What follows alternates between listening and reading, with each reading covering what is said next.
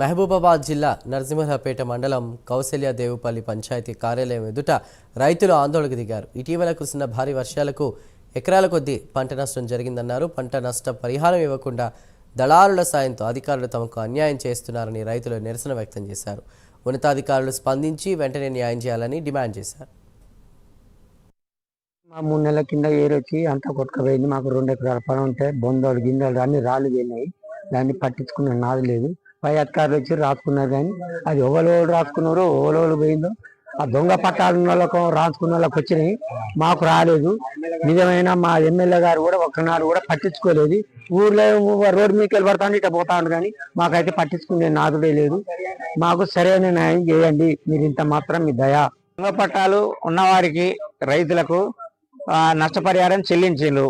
మాకు ఇంతవరకు అసలైన రైతులకు ఇంతవరకు నష్టపరిహారం చెందలేదు. కలెక్టర్ గారు ఎమ్మెల్యే గారు దీన్ని దయచేసి మా మీద దయించి మాకు న్యాయం చేకూర్చాలని కోరుతున్నాం.